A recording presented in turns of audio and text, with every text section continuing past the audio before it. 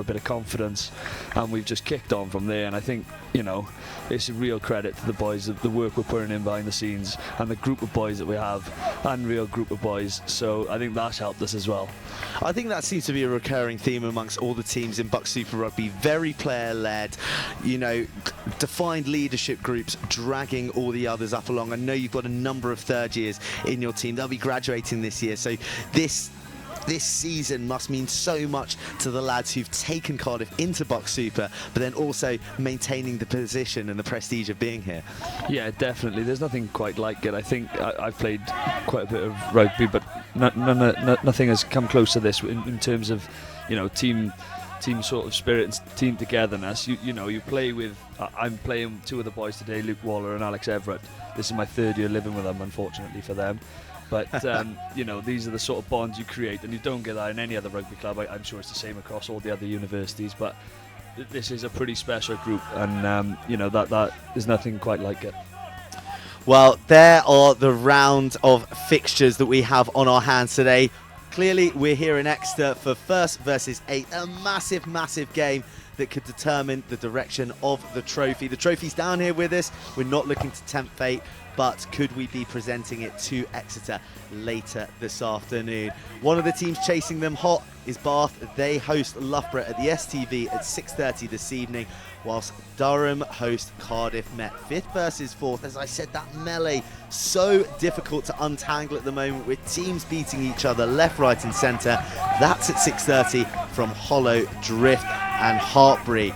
The old enemy of everybody in the league, the Manchester United, who always seem to come good at the end of the season, host Nottingham Trent, who are really fighting for their survival. Currently sitting in 10th. If they were to lose today, they would be in that relegation playoff that will be played against the winner of the playoff between the North and South Leagues, which I think is either being played today or maybe next week. I'll check that for you at home. And then finally, on Friday, it's up at Kingston Park, Northumbria, against Leeds Beckett. Leeds Beckett in a rich vein of form, losing habitually all in the first half of the season. Now they cannot stop winning, apart from a quite sensational draw against Cardiff Met a few weeks ago. Looking at the recent results for Exeter, because we must talk about them. They are mechanical in this league in the way they accumulate points, score tries and put teams away. As you see there, a huge winning streak. Nottingham Trent, Cardiff Met twice. Hartbury away in that phenomenal 45-21 win that we brought to you down the stream. Followed up by Loughborough, 31-5 against the old enemy. But this is the concern for the men who support people in green and white hoops. Durham and Bath, a couple of slip-ups. 28-31 in their varsity match at Sandy Park. A surprise loss, though Durham are a team who can play, and they beat them up at Hollow Drift earlier in the season, while Bath really put Exeter to the sword. 21-34, EURFC leaving with no bonus points. Now, Owen, you played Exeter earlier in the season. You were a newer side, you're a more developed side, but what is it that Exeter bring to the party? What makes them so good and always the team to beat? It was two things that we came up against when they came up to Llanrumney. The first thing, which they were really good at, we found really difficult to stop, was their driving more. So any penalty we gave away in the middle of the park, they usually had a 10 who could kick into the corner quite well, and they set up a good driving more. They had a really good platform from that, and I think they scored a few tries from that up at Llanrumney. The second thing is they like to play a wide game. They've got good handling across the team, 1 to 15, and yeah, usually they can play wide, and that really stretches teams and defences. Okay, well, with that in mind, obviously the game is upon us. The teams are just heading in, final team talks, but we caught up with your coach, Alan Wynne, just before the game. Alan Wynne, great to have you on our screens as always. Now, other than Leeds Beckett, I dare say you're the form team in the league. Could you have imagined yourself being in this position at the start of the season? That's a difficult question. Yeah, we looked at the season in two parts. So the first part of the season was, like we spoke about previously, was just to build into the season. We had a target of 15 to 20 points at the start of this first block before Christmas. We achieved that. Second block, we were hoping to kick into third, fourth gear, and by the looks of it, we've achieved that. So I'm massively proud of the guys. Does that alter the mantra in the minds of the boys? Because it's one thing to be plucky underdogs, but it's another thing to have expectation weighing on your shoulders. I don't think we have expectations as a group. I think we have an expectation to perform, and we like to think that if we do perform, that should look after the result. I know it's an old cliche, but we certainly look at that. We do play a different brand of rugby to other teams in the competition. I dare say the Exeter crowd are very similar to the Bath crowd. I mean, it's tops off mauling and see what happens. I mean, but we don't. We try to play an expansive game. That is very much player-led, and as you said, if the players don't believe in what you're trying to do, they're not going to buy into it. So that's the reason we've gone for that tactic. So. Well, the belief is there for all to see. Now, you've secured your survival for next season. You're in 8th position, pole position. You need 1 point to guarantee you going into the playoffs. If you were to fall short, what would be your reflection on the season as a whole? Objective achieved. That is first and foremost. Like I spoke last week on an interview, it's a byproduct of us getting to the quarterfinals, which is fantastic for the guys. That wasn't our objective this year. Our objective was to come in, settle into the season, stay up, which we've done it with a game in hand, so which is brilliant for the guys. Do I say that? Am I going to be honest to say that we did it before the game in hand? No, I thought it was going to come down to the last game, but certainly think that we've taken control of our own destiny. We spoke about that last week, and again, I'm saying it quite a lot at the moment, we are rowing our own boat. So if we do pick up a point today, which is great, but we've come here to win. So it's you can't just say you come for a point. So let's see if you can spoil the party. Well, with that victory in mind, it's a long time since you played Exeter. I think it was back in October you picked up that loss. Now, your season has been defined by your ingenuity of play, but I've just seen you scrummaging down with your forwards yourself in the mix. Do you think that you can match the forward might that Exeter are famous for? They're very good at it. Keith's got the guys well drilled from an attacking maul perspective. We did really well against them at home with our scrum. Our scrum, we're undersized, but we've had a dominant scrum in this league. I think it was just the one time up in Leeds away where, well, let's be honest, those guys are big old boys, aren't they? So that was a different team. But then when we played Leeds at home, we had 2 pushover tries against them. So again, this league is absolutely bonkers. You don't know what's going to, and that's why I spoke to you just before we came on live. It's going to go either way today. I don't really know. So we've prepared for this differently. We had a weekend off. We're very relaxed. We've achieved what we wanted to do, but the guys still have got a hunger to come down here to get a W. And as well as that, if we get 1 point, again, we control our own destiny for this quarter-final, which is potentially, if we do beat them, could be Bath. So it's you just don't know how it's going to look. It's a tasty old league, isn't it? Now, you speak about the hunger for the W. You've got a number of players who are in their 3rd year. They're going to be graduating this year. Do you feel that passion for the jersey, that every game is almost their last, is really propelling you forward as well? Yeah, I think we spoke last week about that Nottingham game being a pressured game. It was a massively pressured game. The rugby wasn't. It was probably for the purists, I guess, but it was full of bags of passion. And yeah, I agree with you. A lot of those guys, that was their last game in Llanrumney, which is it's an acquired taste, that place. But for our guys, it's very much home. And yeah, I certainly think that is. These guys have potentially got this game plus a quarters, who knows, semis, and they've got either the final or the debate of either the final or the varsity, which is, yeah, unsure. But yeah, I agree with you that has propelled them to a certain level. But as a group core, we've got a good mixture of guys. We've got about 8 guys leaving next year. The rest of guys we've forced the blood in this year, so hopefully it puts us in a good place for next year. Can't wait to see you out there today, Alan Wynne. All the best. Yeah, thanks, mate. Cheers. Not in shot at the moment, but the roar will tell you that the green and white hoops of the Green Machine are on their way. But let's talk you through the teams quickly. Now, Cardiff, there is an awfully familiar feel to Cardiff as Alan Wynne stays loyal to the men who've excited and overachieved all season. Charlie Died has big boots to fill in the absence of injured Rod Wall at 13, but he is surrounded by a cohort of try scorers. 23 between Williams, Thomas, Roberts and Ramage tell you all you need to know about the back division's try scoring potency. Tom Wilson leads the Welshman from 7 as he has played in every round of a season to remember. Exeter, very quickly, the title chasers, the history makers. they make surprisingly 2 changes from the side that were outplayed by Bath. George Chatterton drops out of the squad entirely to be replaced by the rumbustious Will Hollis at inside centre. He teams up with speedster Joe Elderkin, allowing lethal finisher Sal Mboj to make his 4th consecutive start in the 15 jersey. Kick loosely to him at your peril, as we finally get underway in this match that could determine the league champions and also that crucial final playoff place, as Harry Warbaum, the referee today, whistling in the middle, awards a penalty to Exeter in the opening seconds from the kickoff. Not the start that Cardiff would have wanted, Owen. No, the boys have fired up and they're coming out of the blocks, but that's not the way we wanted to start, really. Taking the foot off the gas and allowing Exeter to exit at their will. Controlled aggression.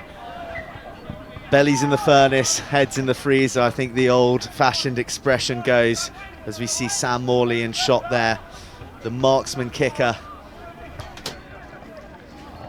Lethal from the tee, but he's taken a punt and put Exeter up to the 10-metre line of the Cardiff half to launch their first attack of the game in the first minute. Yeah, there's a forward in the 9 slot. There's the driving maul, which we expected, we talked about earlier on. It's a poor start, sacking a bit late. Well, referee Harry Warbaum deciding there was some nefarious activity in that drive, but Exeter have rebuilt. They're taking the penalty advantage as they move it into the centre of the field. On they march. In between the 10 and the 22, Pierre Thompson has a dart, he fends, he goes through the gap. He looked to get out of the back door, but he was wrapped up at the final moment, 20 metres short. Exeter on the charge through their back row. Number 6, Jack Rouse, back in the team to provide some meat and ballast to counter the big Welshman coming across the bridge. Thompson feeds it left. They're playing it out the back door to hands of Charlie Davies. Steps inside, dragged down, 10 short now. Thompson goes route 1 to McMeekin on the charge. Exeter looking good. Hollis, we saw how he can carry against Hartbury when he ran over 2 men on his way to the line. Exeter need a bit of patience here. Cardiff seem to regain their shape in defence now, and it's a good set. A couple of missed tackles there, but the shape was good from Cardiff. They've reorganised. Exeter carry through Big Lasher, the Georgian under 20 second row. Mountain of a man. Morley finds Mboj. He steps inside. 5 metres short now. That's the danger. Exeter offer going wide. It's so difficult to defend. You don't know which way they're going to go. They reorganise both sides of the pitch. Well, now they revert to type. How many times have we seen Exeter University do this? Exeter Chiefs do this. Carry, erode the defence, wear them down, piece by piece, metre by metre. They're too short. They carry once more. Oh, painstakingly close, but they're by that treacherous post now. Looking to dot it down cheaply. Can they apply the finishing touch? Short once again, titanic defence from Cardiff. They regather themselves. Again, Exeter cannot find a way through. Brilliant defence from the Welshman. Yeah, it's good to see everyone's hungry to tackle, which is important this early. Oh, he sneaks through there. But Jack Rouse wriggles through the 2 tackles and finds his way to the base of the post to open Exeter's account for the day and make the score 5-0. 3.5 minutes played, a kick to come, an easy one at that for Sam Morley. And really, Exeter surgeon-like when they're 5 metres from the line, eventually slicing through and scoring the crucial opening try. Yeah, it's difficult when Exeter are there. There's some big, strong men, and they're not going to come away from there without getting some points. But it comes from 2 errors. From the kick-off, there's a penalty, and then the driving maul will give away another penalty, which gives Exeter the chance to throw some risk and have a crack. And yeah, they've done well there to go through many phases. Great defence for phases, but they come away with a score. It's quite a fascinating concoction that Exeter have. You mentioned how they move wide with their backs, but when they're in close quarters, they are so difficult to stop and they make so few errors. Yeah, they're happy to go through phases. They're happy to keep the ball for multiple phases. And there we see that's another error which we talk about. We don't want to compound errors because that momentum that Exeter can get is going to be a very difficult thing to stop. Well, errors compounded by more errors at the moment. Cardiff looking a bit rattled up here on the rubber crumb at main site at Exeter University. A vociferous crowd cheering on the Green Machine in this BUCS Super Rugby fixture brought to you by Yoti. 5 minutes played, Exeter 7-0 to the good. But coming off the back of 2 losses, 2 home losses at different venues. This their 3rd different venue in as many weeks. They lost to Durham at Sandy Park, Bath at Topsham. They're looking to change the record here up at main site as Pierre Thompson makes another dart. 9 tries to his name so far this season, and Exeter go wide through the hands. A big hit, but he bounces him, finds 5 extra yards. Tom Wilson, the captain, eventually dragging him down, but Harry Warbound sees yet another infringement. These penalties are killing Cardiff at the moment, Owen. Yeah, we can't get any sort of foothold in the game. We haven't touched the ball yet, I don't think, but that's credit to Exeter and the way they're playing. The 9 for Exeter there is a big strong runner, and rather unusual for a 9 to be the size he is, but that's for his game that's really beneficial because he's a big strong boy. Yeah, very much carved out of the Mike Phillips mould, isn't he, Pierre Thompson? Not afraid of a dart down the short side at any stage. Very difficult to drag down as well. As we take a look at some of the substitutes available, plenty of firepower on both benches. Champing at the bit will be Ralph Marchant of Exeter. He's making a habit of scoring from the pine, while Adam Sadbury, Cardiff, isn't shy of a try himself. But they can't do anything about this Exeter drive at the moment, which continues to eke forward. Thompson has the ball, passes it to Will Hollis, who makes a charge. He's so strong, looks at the offload, it goes behind, but Sam Morley picks it up. But the whistle has gone just a touch forward. I'd love to see that again. Will Hollis with the barging bust that he's so good at. And it was Joe Elderkin on his shoulder. The pass just behind him. I thought Morley had mopped it up. We see him there scoring in vain. Again, it comes down to the driving maul. It's really difficult to stop. Cardiff have done well to stop that once it's got going and force Exeter to use it. But then again, they show the power that they have in the back line. Great footwork here to get through the tackle and great support lines. Wow. That is almost a chance gone begging there. Overrun slightly by Elderkin, the 7 specialist speedster. Maybe needs to be in 3rd gear instead of 4th there to latch on to the pass. As finally Cardiff take a bit of respite, a penalty awarded, and a chance to clear the decks and get a foothold in this game. We haven't seen them with the ball in hand at all in this 8 minutes. No, that's 2 good scrums for Cardiff, and Cardiff will take some confidence from that. They know that they can deal with the scrum there, and that's a great kick by Owen to relieve the pressure there. Not only do we relieve the pressure, we can also launch a platform because that's such a good kick. People often remark about the physicality in BUCS Super Rugby. Your scrum and your forward pack have really held their own in this league throughout the season. Yeah, that's a massive focus of Al Wynn. He's a defence coach and a scrum coach by trade, so he takes pride in that. And there's a lot of freshers in there as well who've really stepped up. It's been brilliant. Yes, Alan Wynn, very much a proponent of the upfront confrontational business of rugby. As I said in the warm-up, I saw him packing down with the forwards, 3-on-3 scrums. And he looked as hungry as the lads in the Cardiff jerseys as they launched an attack down the right wing. This is better from Cardiff. A muscular defence from Exeter. Yeah, it's a very narrow pitch, but Cardiff looking to use it, go touchline to touchline. Honestly, some good hands, great support lines. Lovely play, lovely continuity from the men from Cardiff, but fantastic breakdown work from Jack Rouse. He's been sitting on the bench the last couple of fixtures, desperate to get on and make an impact, and boy has he done so. A try so far and a key turnover to break up Cardiff's first real foray into Exeter territory. Yeah, Gareth Ansell, lovely no-look pass there, sends the defenders past the ball, which gives the chance for Luke Warwick to go through. And then we're a bit behind there. We should be right up his backside there. The Exeter bench there. An advantage point for Hayden Thomas, one of the Exeter coaches, former uni student, former Exeter chief. Now with his coaching hat on in his more distinguished years, shall we say. Exeter get clean ball off the top. The wind catches a hold of that. McMeekan tidies it up, and Elderkin does well.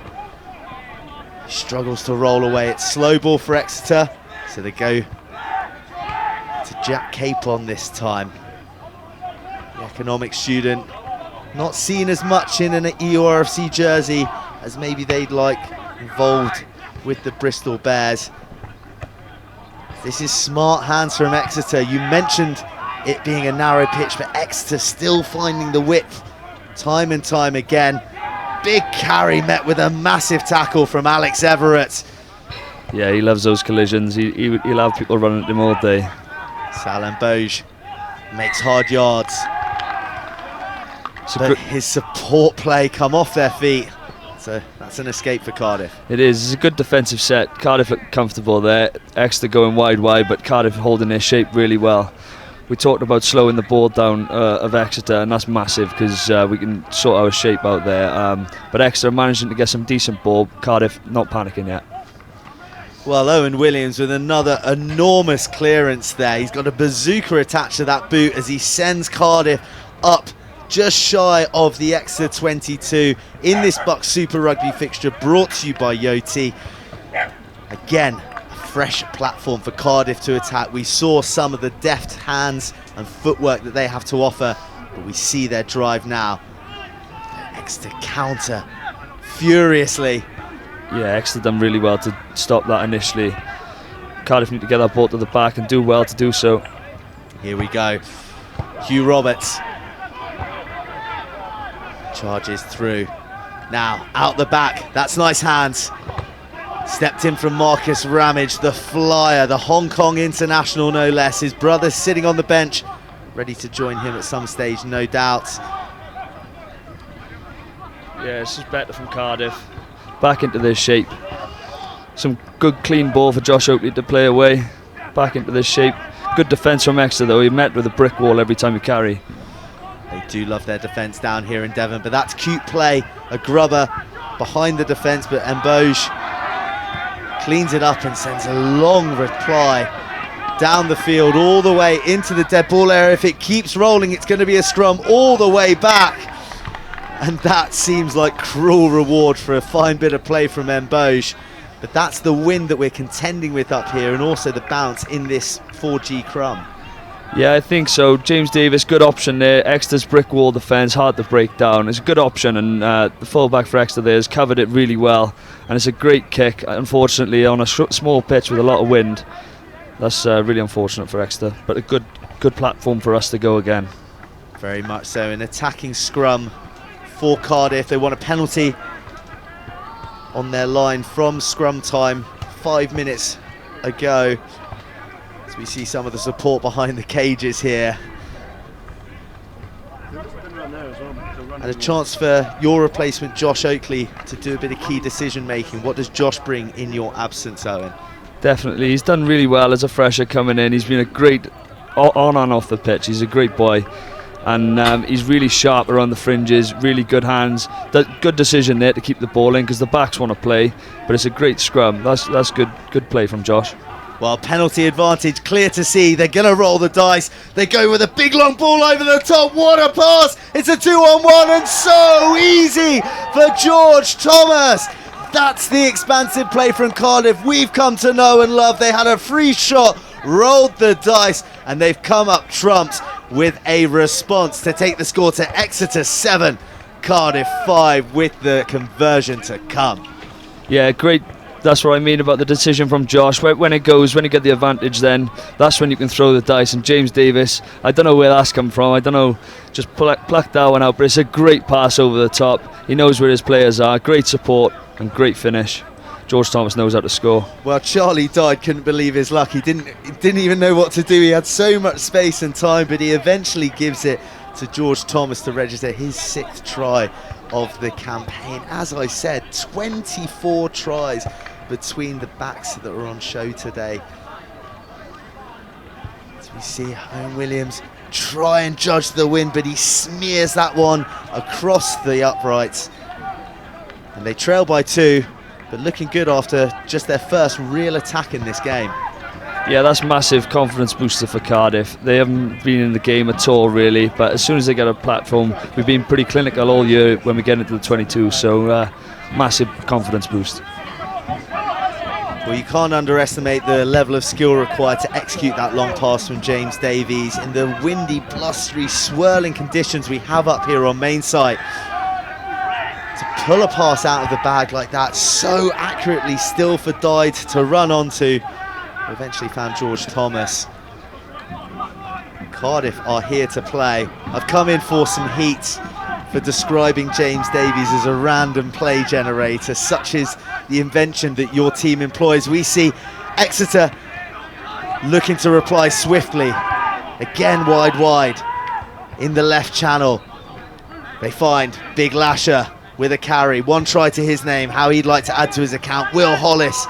He is the Exeter banker in the centres, the cornerstone that many of their attacks are built on. A nugget taken forward but dealt with by the Cardiff defence, and Boge steps inside, doesn't get much purchase. Just outside the 22, it's the try scorer.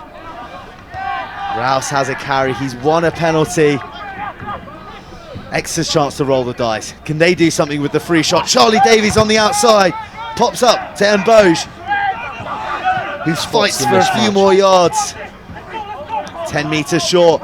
Oh, a lovely inside line there from Josh Peters, if only he could have been found. Cardiff infringing all over the place at the breakdown at the moment, but Harry Warbound brings it back. And Exeter replied just as they would have liked to. Yeah, this is what we spoke about. We need to slow the ball down for Exeter because they're really dangerous when they get quick ball. But we've got to be careful not to give away penalties because Exeter's driving maul, as we've seen early on. It's a real weapon of theirs. Exeter, all they need to do is win, but they certainly are not lacking any ambition. They turn down the easy 3 points. They go to the corner. They're going to look to build another drive as we see Charlie Davies, such a hard-working winger, cropping up all over the park at all times.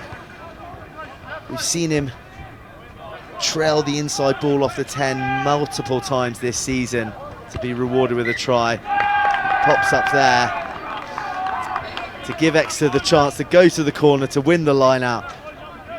But the throw isn't straight and they'll be kicking themselves. A real coach killer for Keith Fleming and Exeter. Yeah, it's a bit of a let-off for Cardiff, but I think that's credit to Cardiff that Exeter are going to the corner. I think they know that we can score points and we will score tries. So not taking the 3 there, I think they know they need to score some points to be able to win this game. That's an interesting way of looking at it because many would see turning down the 3 points as maybe showing not a lack of respect, but feeling that they can get the job done with tries. But you're saying that because Cardiff are known for scoring so many points, so many tries from all areas of the pitch, that teams need big scores to beat you. I think so, yeah. I mean, all over this competition, there's tries scored, and most teams, I think there's a lot of try bonus points through the year, whether you win or lose. So I think Exeter know that Cardiff will score, so they need to get some points. Well, yeah, you talk about bonus points. Exeter have played 17 games this season. They've got 15 bonus points. You yourself have 9 from your 17, so it certainly is a free-scoring league. I mean, we saw Northumbria fall to Trent last week, 43-41. Obviously, Northumbria were involved in the extraordinary fixture last year where they lost to Exeter 53-51 down here in Devon. So it's a league not short on entertainment, though these conditions certainly aren't usually conducive to such entertainment, Owen. No, it's great to play, and I was, like I said earlier, I really enjoyed playing this standard of rugby. It's a lot of boys that just want to play rugby, and they've got good skill sets as well, so it's really good. Well, another Exeter line-out doesn't go to plan in this BUCS Super Rugby fixture, brought to you by Yoti. Cardiff with possession and carrying through Luke Waller. Exeter bringing some good line speed there, forcing James into kick, but it's not a great kick. Straight out on the foot. Again, these are the errors that Cardiff need to cut out if they're going to stop and spoil Exeter's party today.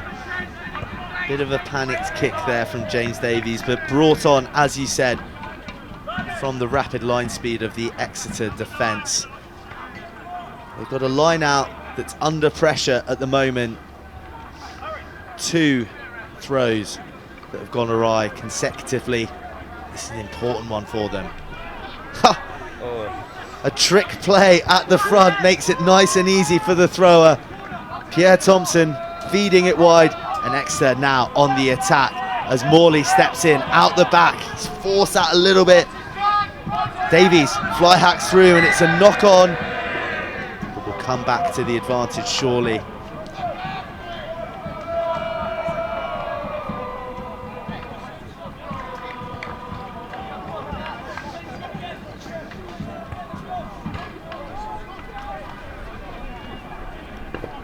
Sam Morley forcing the offload, maybe when slightly more pragmatic play was required, especially at the stage of the game we're in. It's definitely, it gets really greasy out there on a 3G pitch when it's blowing and raining like this, so love the intent, but sometimes you need to hold on and go through the phases. Again, a let off for Cardiff. Here we go. A free kick to Cardiff from the scrum. Exeter's set piece really creaky at the moment. Line-outs going awry, penalties from scrums, a free kick this time. James Davies, I'm intrigued to see what he's going to do here. It looks like he might be shaping to put the bomb up. Yeah, interesting choice, but the way the wind's blowing around makes it really difficult. Well dealt with by Exeter's fullback there, Boje. He returns with interest. It's a fumble from Cardiff going forward, and that is a territory win. Great pressure from Mboj, chasing his own kick. You see the bomb go up. Yeah, usually Owen Williams so safe under those high balls, but like I said about that wind, it really is swirling out there. And again, it's a good kick and it's a good chase, putting Exeter under pressure. Well, he looked up and he saw Hollis and Mboj and another would-be Exeter tackler right up in his grill. Probably distracted him somewhat from his primary job of pouching that high ball. It's given Exeter this platform in the centre of the field, very difficult to defend. But look at the Cardiff scrum once again, really in the ascendancy here, and it's a problem that Exeter need to try and resolve because they're murdering them at the moment. Yeah, it's always good when your scrum's marching forward, especially for a 9. It's nice to have a little platform like that. But not only that, it's a great weapon. There's going to be quite a lot of scrums today, I'd imagine, with the greasy ball. So it could give us a real foothold in the game. Well, a key battle area of the pitch in this BUCS Super Rugby fixture, brought to you by Yoti. Plenty of support up here at main site today in terms of students, parents, alumni as well, dare I say, all eager to see Exeter lift the league trophy. They've got a red obstacle in their way to overcome first as they make good headway through Elderkin. Yeah, simple missed tackle there. That's not what Cardiff will be looking for. And there again, great gain line by the Exeter back row, I believe. Thompson finds McMeekin, a real scrambler, but he scrambles one too many. Great breakdown play, great pilfering from Cardiff, and they get the penalty. Yeah, I believe that was Alex Everett over the ball. Once he's in position over the ball, it's very tough to move him. Big, strong boy. Owen Williams looking to make amends from drop ball. Puts boot to ball. Doesn't get quite as much distance as we've seen so far in the opening 24 minutes. Yeah, I think that come off his leg closer to his knee than it did his foot. Tell me, we've got a pretty noisy crowd up here in Exeter today. What is it like encountering the away crowds at various universities in BUCS Super Rugby? Yeah, it's brilliant to see. I think, like we said, the rugby club here is massive in Exeter, and these are the kind of games you want to be involved in as a rugby player. You play in front of these crowds and in these occasions. It is pretty hostile out there sometimes, but that's what you want to play in front of. Do you find at times the hostility almost spurs you on, that not only do you want to beat the university that you're playing, but you really almost want to shove it up their supporters as well, who are in your ear for 80 minutes? Definitely, yeah. We haven't had much luck on the road this year, but over the years Exeter's crowd has been pretty hostile. I think people will find that coming down to Llanrumney as well. We always get a good crowd there with our 5 o'clock kickoffs, and the boys are always there supporting. It's just great to play in front of. Well, it seems to be something that you've built up at Llanrumney as well. Looking at the videos that you post on your social media, I think that the deeds that you're doing on the pitch seem to be inspiring more and more support. I see the guard of honour that you boys come out to before the game and at half-time, and it's awe-inspiring as we see Cardiff stretch left again. It's a 2-on-1, and they find Thomas once more, who has scored his second of the game out of nothing. And Exeter are stunned and staring down the barrel of 10-7 with 25 minutes gone.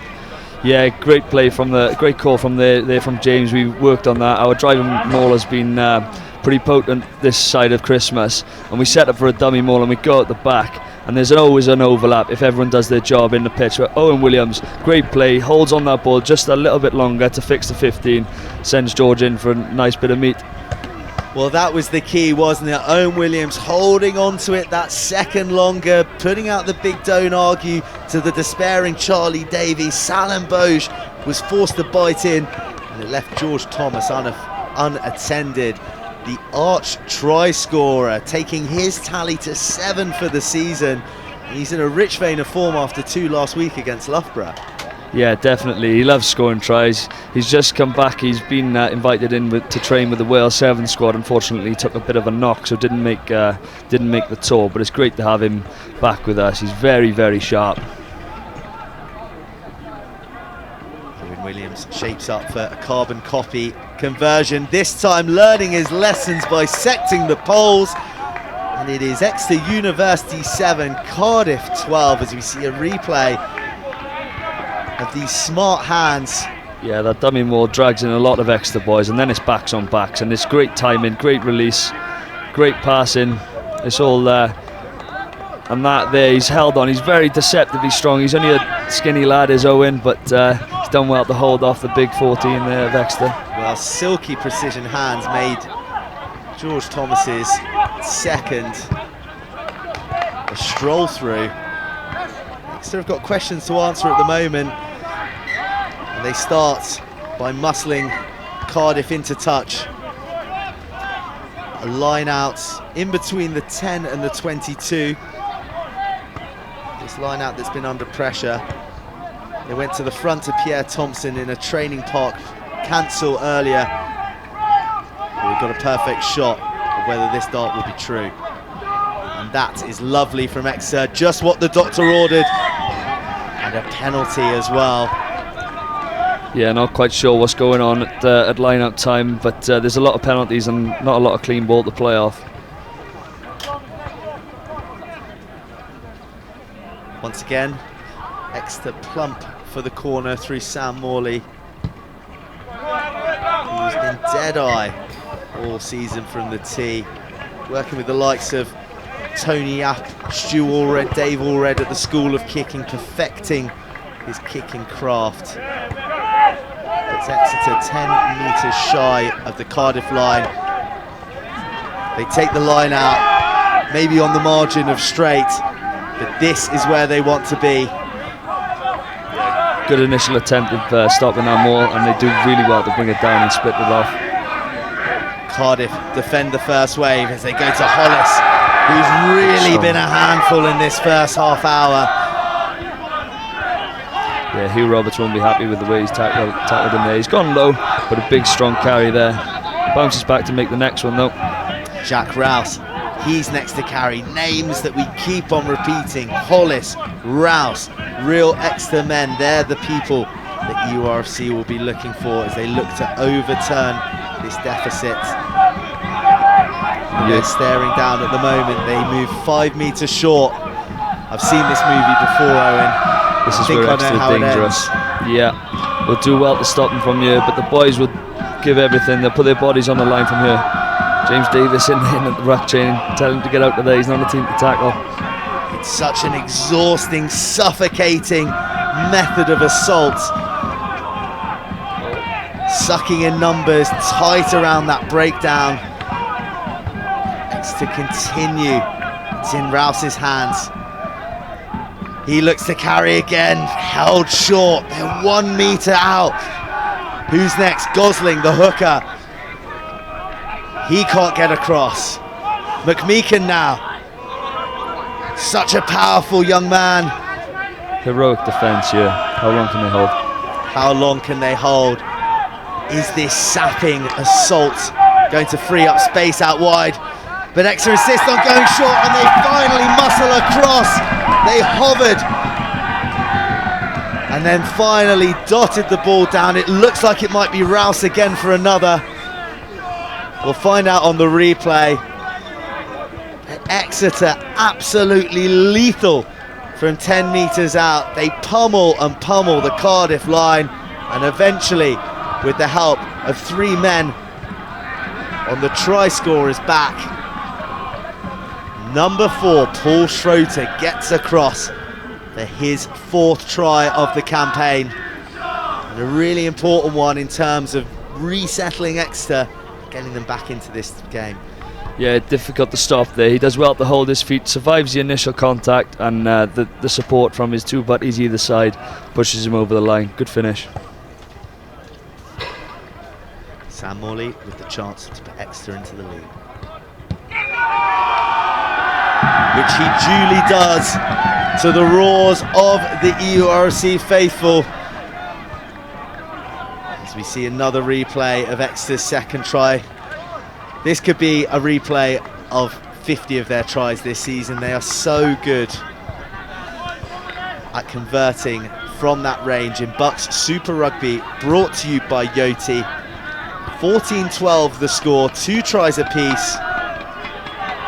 A really delicately balanced game, and Exeter clearing through the boot of Pierre Thompson, long to the Cardiff 10 metre.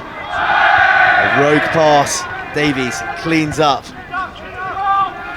and the Exeter chase is good. Yeah, simple error, inviting Exeter's good strong chase to invite them on even more. One thing Cardiff have looked in this half is assured with the ball in hand. And the marked difference, I have to say, and it must be inspired by your 4 victories in the last 6, is you don't seem fearful of any opposition you come up against. There was a natural caginess maybe to Cardiff at the start of the season. New league, new opposition, a sense of whether you belong, but really you don't mind throwing down against the best of them. No, definitely not. Like I said earlier on, these are the games we want to be playing in against the best universities in the country. And yeah, we took our time to get settled in, but it was a big step up. And you know, had a couple of things gone our way earlier on, we would have got that elusive win earlier on, and who knows where we would have ended up. But once we got that first win, we knew we had confidence and the ability to compete with these teams. And Boge puts a high ball up, which is fluffed by Hugh Roberts.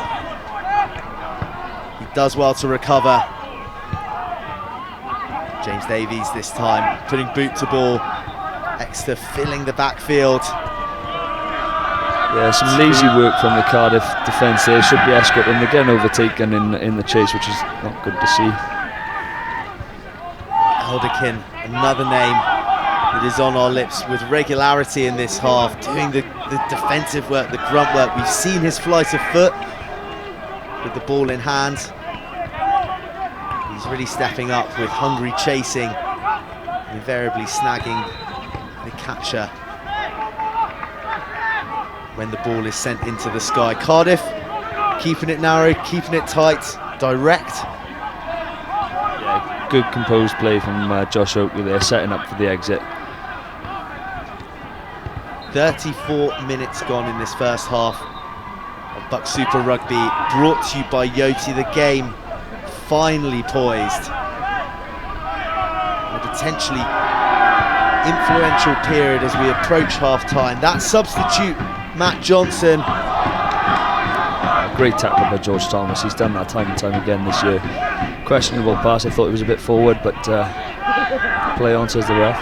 But then again, you are watching it through red Cardiff spectacles as we see some better continuity from Exeter. Morley's pulling the strings. There's Charlie Davies on that inside trailing line I mentioned before. Doesn't quite go to hand. Scrappy from Exeter. There's hands in there from Cardiff. First bite, they just couldn't quite wrench him off. And that's a great result for Cardiff. Yeah, good set of defence, and they pounce when the mistake comes from Exeter. Great line speed from Luke Waller, and followed up by James Jennings there. Josh Oakley looking to go quickly. Quick little player. Like to see him do that. Instead, he leaves it for the cannon that is Owen Williams' right foot. Sends Cardiff 20 metres shy of the line as there's some of the travelling support from the Cardiff lads. The Soul crew come down, got up early, get on the bus, get a few beers into you. Love to see that. Not a bad way to spend a Wednesday afternoon, is it, if you're not on the field yourself? We love Wednesdays. Don't we all? Don't we all? Best day of the week.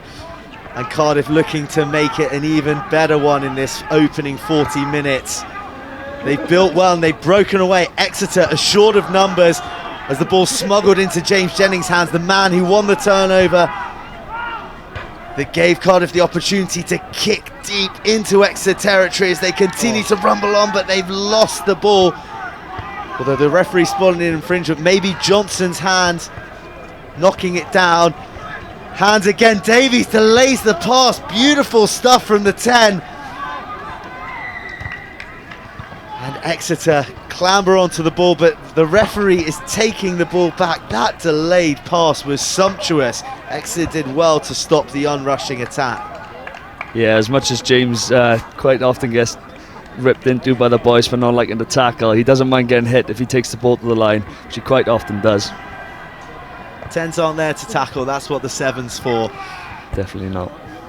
Well, Alex Everett, the man who is wearing the 7 jersey for Cardiff, is doing a pretty sterling job at the moment, I've got to say. Definitely, our back row this year have just been stats machines. The tackles and carries and the work that they get through, quite a lot of it unseen unless there's a line break or whatever, but no, the stats that these guys are churning out in, week out, incredible stuff.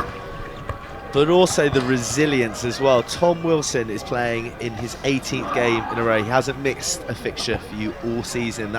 It's almost unheard of in BUCS Super Rugby these days, such is the brutality of every confrontation.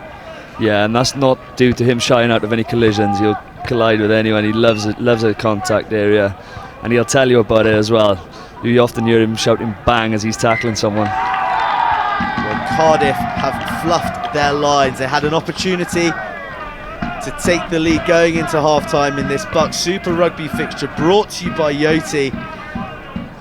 But a wonky throw means Exeter have a scrum on their 5-metre line, but as we've seen in this first half, the scrum is a weapon that Cardiff have in their arsenal that they're not scared to employ.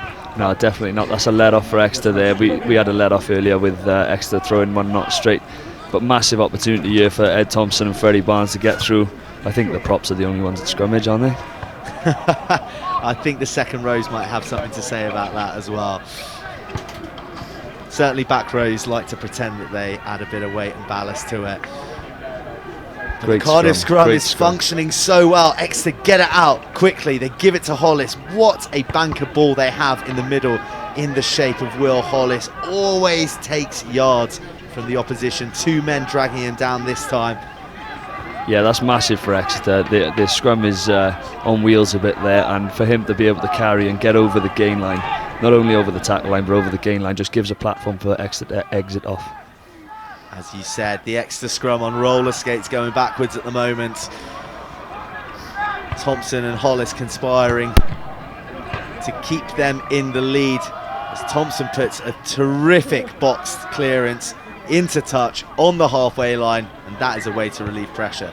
Yeah, that's a great kick. That's the most difficult kick as a 9. Over your shoulder, under your own posts, and over your back almost. It's a great kick to get that much distance and to get it out. Go on, Andrew.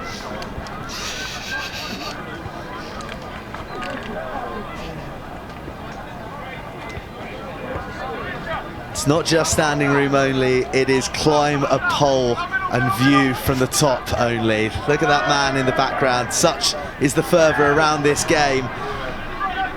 But it's going the home side's way at the moment by a whisker. Just one conversion separating the sides. Yeah, I think Cardiff would be pretty happy with that. We had a bit of a slow start, and Exeter looked very rampant early on, but Cardiff have fought their way back into it. That's a great shot there. That is a thunderous hit from Will Hollis, who absolutely buries Charlie Dyde. There was a hint of the pass being forward, but it made no difference because Hollis was in to control, deletes Charlie Dyde in the centre. Yeah. The referee is bringing it back from an earlier infringement in this BUCS Super Rugby fixture, brought to you by Yoti. Yeah, Charlie Dyde won't be thanking James Davis for that pass, but he can hit as hard as he takes there, so hopefully we'll see Charlie get his revenge in the coming minutes. One for the bloopers reel for young Charlie Dyde. Maybe he'll get his vengeance in the second half. As we draw to the close of this one, do remember our clock is an estimation, and with that, Josh Oakley nudges the ball out into touch to signal the end of a fascinating first 40 minutes that sees Exeter lead Cardiff 14 points to 12, 2 tries apiece, just one conversion separating the sides. And a really intriguing contest we've got here. We've seen the forward power of Exeter, but we've seen the magical Welsh hands of Cardiff in full flight as well. Yeah, going into the break, I don't think we'll be too disappointed, really. We didn't have a lot of territory, didn't have a lot of possession. Exeter certainly dominated those areas. But the thing with Cardiff, and the thing we've sort of built up over the past few weeks especially, is when we're in those areas, we do look to come away with points. And some lovely tries scored by Cardiff and George Thomas. Yes. Well, here are the highlights. Now, if you think you're watching Exeter's second try, you are mistaken. This is their first one. Carbon copy scores. This one from the returning Jack Rouse, a man who bleeds green and white. He's worn the captain's armband on a number of occasions this season, and he bags his 5th try of the season there to get the Green Machine rolling forward early in the game. An easy conversion followed for Sam Morley. The patience, the suffocating, mechanical, robotic try-scoring nature of Exeter there for everybody to see. Yeah, Luke Waller going a bit higher there. He won't be happy with them calling him out on this, and he'll have a go at me in the house tomorrow, I'm sure. But he's gone a bit high there, but great technique from Exeter, low, and they're in numbers as well. Well, this is the moment that really lit up the game. A huge no-look quadruple miss pass from James Davies, freeing up Charlie Dyde, who was in so much space he almost didn't know how to execute the 2-on-1, but eventually he gave it to George Thomas, who cannot stop scoring at the moment. 2 tries last week, and this was the first of 2 in this half, and it really ignited the Cardiff assault. Yeah, we've got the advantage there. I don't think that replay shows that, but like Danny Cipriani earlier in the year, James Davis loves those passes. Well, why not? With no consequences, that's the time to chance your arm. But we saw another delayed pass. He loves taking it flat to the line.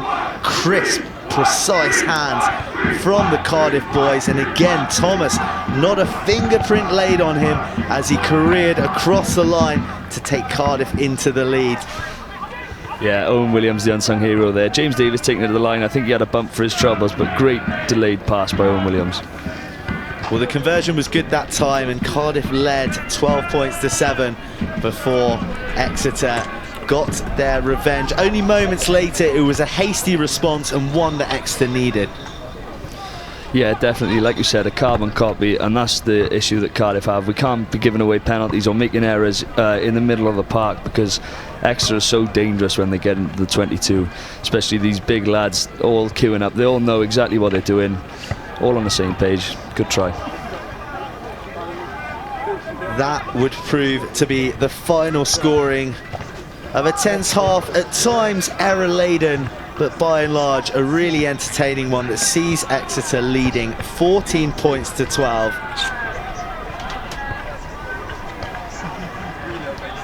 As we now get an opportunity to see one of the teams in action here today, Cardiff, in full flight last week in a groundbreaking victory away at Loughborough.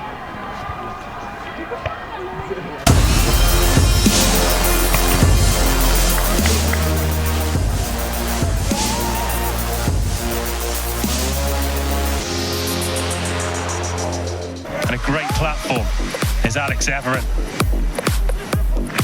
Oh, lovely footwork there from Roberts under the sticks by Max Hill. Now it could open up here for Cardiff. There's a 2-on-1 and George Thomas is going to get Cardiff's third. Still last play, we're into stoppage time here. Lewis finds the fullback out of the back door. Stunning pass, great finish, and that's the bonus point for Cardiff.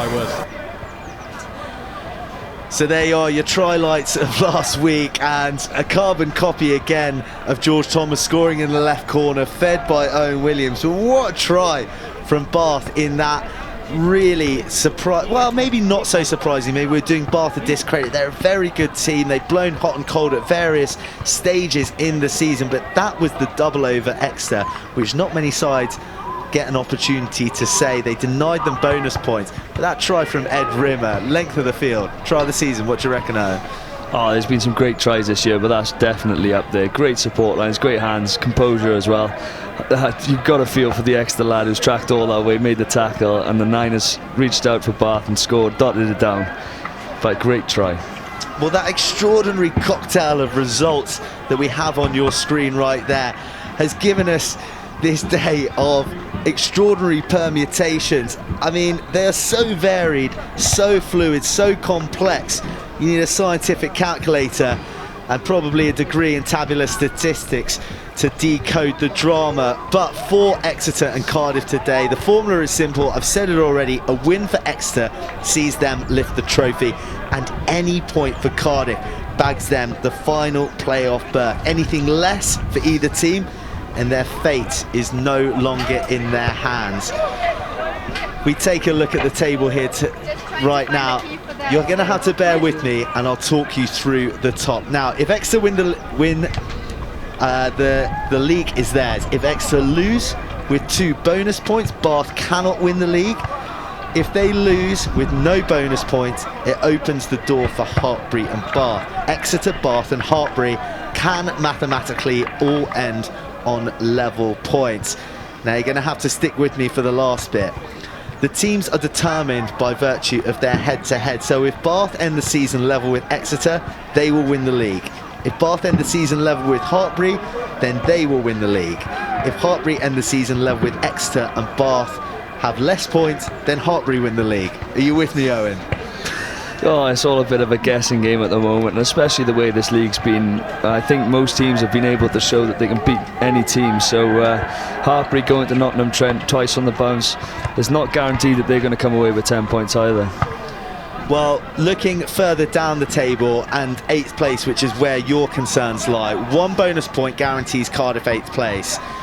If Cardiff finish level on points with Loughborough though, then they secure a final playoff place by virtue of the head-to-head. They've played Loughborough twice, they've won twice, so really it is in Cardiff's hands, although Loughborough have a strong side out today against Bath at the STV. So much to play for all these sides, and let's not forget about everyone in the middle, because they're vying for home draws, seeding places when it comes to the playoffs. And really, if you're a betting man, BUCS Super Rugby is not the league for you, because it is impossible to predict week on week who's going to beat who. Yeah, it's a bit of a crazy league, up and down. Anyone can beat anyone. You saw right across the year, right from the start. I mean, Cardiff Met have struggled this side of Christmas, but they were really strong early on. It's brilliant to watch for the neutral. Now, turning our gaze back to this game that we have on our hands here. When you played them at home at Llanrumney, you fought tooth and nail. It was a real battle for Exeter, and it was tight, very tight for the first 40, but then tries from Josh Peters, Charlie Davies, Ollie White, Matt Johnson, Matt Bursey. You leaked these tries and the game got away from you before biting back. How do you stop yourself from travelling down the same path again today?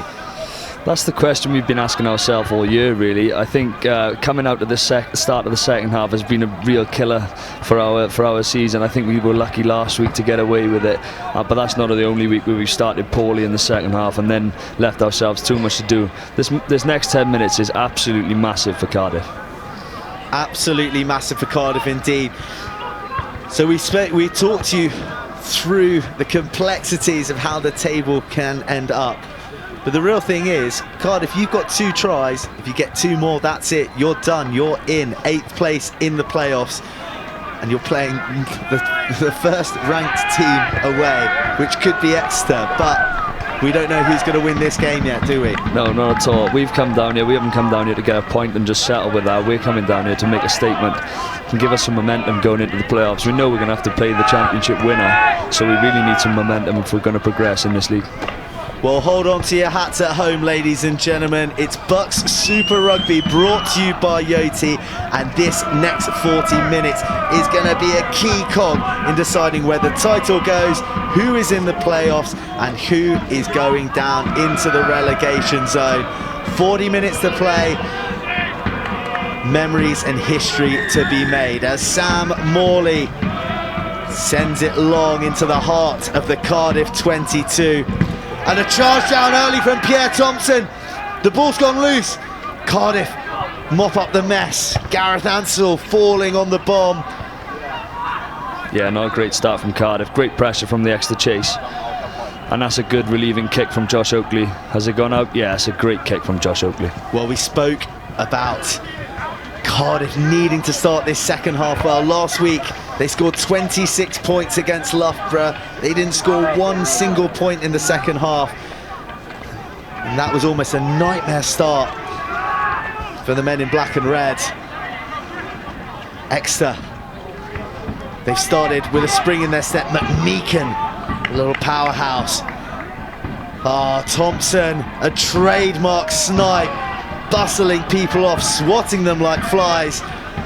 Yeah, Cardiff a bit slow on the line speed from that line out and just allows Exeter to get over the gain line. Great ball placement back for the 9 to have a little go. Gosling carrying this time, Elderkin to Hollis. Hollis, really their go-to man at the moment. McMeekan, dummies into the gap. Thompson, what a nightmare he is to defend around the base. He distributes this time and again. Matt Johnson, Big Jono they call him. You don't need me to tell you why. Exeter cleared out well. Charlie Davies spots a gap. Is that high? Yes, it is. It's penalty advantage as Rouse carries down the left, cheered on by his support. They just had a shot on the left, but boy, you can hear them. Capon. Yeah, it's great defence again by Cardiff, but here we are in that danger zone again. Morley shows goes, he wriggles free, offloads, and it's Sal Burrows who open the second half scoring and give Exeter the dream start in their quest to become back-to-back champions. Yeah, just as I say, Cardiff defending really well. It almost comes a bit too easy, but that's great play from Exeter there. Great hands, patient again, building up through the forwards, and then when they pull the trigger and go wide, it's great hands. Good feet by the 10 there, and great support line by them both. Wonderful support play to make it an easy dot down for Sal Bowes, his 4th of the campaign. A man used to scoring in Exeter Braves colours, Exeter Chiefs colours when it comes to the Singer Sevens. But that'll taste just as sweet as he knows how important that could be in seeing Exeter lift the silverware later this afternoon. 21-12, Exeter lead Cardiff in this BUCS Super Rugby fixture, brought to you by Yoti. As we see Alex Varney take the field. Some fresh replacements coming from Cardiff early. Yeah, I think that was always a plan. I don't think it's a sign of panic. It's a great chase, but Alex Varney, what an athlete he is, and if you give him some space, you want to watch out. McMeekin becoming increasingly influential, wearing the 8 jersey, maybe not of the stature that people would normally associate with the number 8, but so powerful. I mentioned his ability to scrabble and steal those extra yards. His work rate is imperious also. But we see an error from Exeter there, the box going out on the 4, having been carried out of the 22. And it's a recurring theme in this game. A team scores, they get their noses in front, then they make a schoolboy error to put pressure back on themselves. Yeah, that's really difficult. The wind, you can see the linesman's flag there blowing there. I think it's a really small pitch as well, so unfortunate for Exeter, but a great launch for Cardiff here. Exeter put pressure on their line-up by putting 2 jumpers up. The ball is nudged back, says the referee. Cardiff will build from the 22. There's the replacement Varney that we just spoke of, getting his hands on the ball early. James Davies, the magician. And strong Huge defence from Exeter. They're up for it in this second 40. Cardiff need to just go through a couple of phases, get themselves back into the game. The break can often be a killer. Well, Exeter have come out in this second half like rabid dogs, harassing the Cardiff ball players at any opportunity. A lot of two-up hits. So you see Rouse look to try and spoil things. A hint of an interception for a moment there. A gasp from Owen by my side. Davies sells, goes. Yeah, so good at taking the ball to the line. Well, for all their continuity, Cardiff aren't making much progress. They've got penalty advantage for a no-arms tackle. It's a loose one from McMeekin that Marcus Ramage almost cottons onto as we see a replay of the hit on Hugh Roberts. 2 men in there, Elderkin and Hollis. Lovely little combination that they seem to have developed in the centres. Yeah, they read the balls going out the back really well, and doesn't give Hugh Roberts much of an option but to carry and just take the big shot that's coming in. James Davies has called for the tee, I believe. Yeah, it's a tricky one. Like I said last week, we didn't get any points on the board in the second half. I myself dropped the ball over the line, but you know, these things happen. So I think it's important to settle the nerves of Cardiff. If he can get some points on the board, it's good for Cardiff to get back into the game. James Davies taking over the kicking duties from Owen Williams to try and claw back 3 points. Struck that really well. Beautiful strike with the direction to match. Sees the linesmen raise their flags in this BUCS Super Rugby fixture, brought to you by Yoti. It's Exeter 21, Cardiff 15, 46.5 minutes gone. And Cardiff within a converted score once again. Yeah, key kick there from James brings it back to a one-score game, like we said, and we know Cardiff can score from anywhere. So that'll put a bit of pressure back on Exeter. Well, that's just the thing. Obviously, Cardiff known for their free scoring ability, and that's how you want to play. And you surely have the 4 tries in the back of your mind for that bonus point. But you can't play with reckless abandon if you don't have a degree of scoreboard pressure, can you? Not at all. And that's a great kick from James Davis. Quite unfortunate that it's a great return from Mboje. Exeter, Morley shows goes. Hollis is on his outside. Is he going to find him? Yes, he will. And he flops over for Exeter's 4th try. Yeah. And a crucial one at that. It takes them to 26 points to 15. What a response. And I can think of no man wearing green and white who deserves it more than Will Hollis. Yeah, he's a big lad in the middle of the field, and he's done well to get on the end of that one.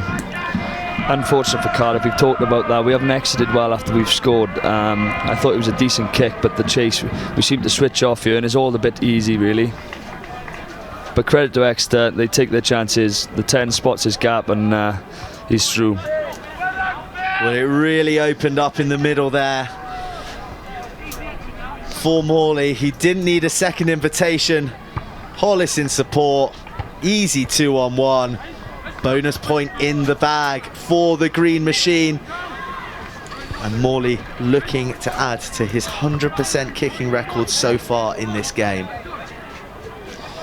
Yeah, the next 10 minutes, a massive test of both Exeter and Cardiff's character. Oh, it's a great strike. He's brought it around really well. What a beautiful shot. Just like watching the Masters golf almost, shaping it round the corner, in past the upright. And it is Exeter 28, Cardiff 15 in this BUCS Super Rugby fixture, brought to you by Yoti. 49 minutes gone, and Cardiff need to regroup. Yeah, I think it's really important that we regroup quickly and look to score next. Another try, and we could be chasing shadows a bit like we did at home. So this next 10 minutes, massive for both sides.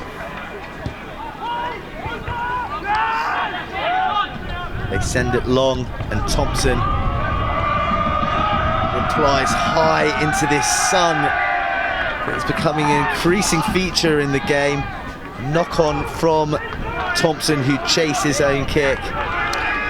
Yeah, I think the wind is a bit stronger than it seems. That kick looked like it was going to sail right into the Cardiff half, but really held up. You see Gareth Ansell had to really make an effort to get forward, and the Exeter boys were there before him. Well, a lovely reverse angle of the Will Hollis try there. Our cameraman bursting his lungs to try and keep up with the play. Admirable stuff from him. It looks a happy bench at the moment in Exeter. They know the significance of that try. 13 points ahead, 30 minutes to play, but they have let leads slip this season. They'll be mindful of their defeats by Durham and Bath in the last 2 weeks. They really do have the wind in their sails. Now the scrum beginning to function. That's why they brought Matt Johnson, I believe, to try and put a cornerstone in there that they could counter your dominance, Owen. Yeah, definitely. That's a bit of a change of picture than what we've seen in the first half. He's a big lad. He's not going to be moved very easily. So if Ed Thompson can dig in a bit here. Oh, that's Charlie Dyde has popped off onto the side. He's been struggling this week. Charlie Dyde, he's stepping in for Rod Wall. Big miss for you guys, Rod Wall. Yeah, Rod Wall's been brilliant for us this week. He's really deceptively quick, and he gets on that outside arc from 13 quite a lot. And him and James Davis have played together since they were about 12, I think. So a great combination. Great scrum by Exeter there, though. Big change of fortune. Well, Exeter have absolutely marmalised the Cardiff scrum. And look at the cage beast behind the ERC faithful. They love it. And it really feels like the tide is turning in favour of Exeter in this half. Big penalty to win. The crowd are behind them. 4 tries in the bag. They kick to the touchline on the 22. as they tilt for the coup de grace and maybe, just maybe, the trophy in this BUCS Super Rugby fixture brought to you by Yoti. Yeah, still a long way to go, but it's a real test of Cardiff's character now over the next 5 minutes. If they can hold them out here, then they'll take some real positives from that, and they'll look to get back down the other end and score some points. Even the line-out's functioning, everything going Exeter's way at the moment, but it's a good initial counter from Cardiff. The driving more splinters, but Exeter maintain their shape. A long caterpillar. It's compressed though, and Cardiff done really well to counter that second shove, but Johnson breaks away. Yeah, massive second defensive effort from Cardiff there. It really looked well set up, did the Exeter driver more. McMeekan tips the cape on, it's rapid ball. Hollis again, bursting through tackles. What a handful he's been today. To Rouse, he's lost his head guard, but he hasn't lost his desire to take Exeter across the line for his second of the match, and surely the ball game and the league title. Yeah, it's too quick. We've talked about slowing Exeter's ball down, but the ball's there on a plate for the 9 to play away quickly, and gain line again. It's really tough to stop that. Great carry there. Again, gets the ball back well. The 9's there ready to play away, and Cardiff are a bit disorganised with how quick the ball is. Again, Hollis in the centre like a cannonball, proving impossible to stop. And the quick ball into the hands of an on-rushing Jack Rouse, a huge man with an even bigger desire to take Exeter to the highest heights. 2 tries to him in this match. Sam Morley lining up his 5th kick of the game. Yeah, tough position for Cardiff now.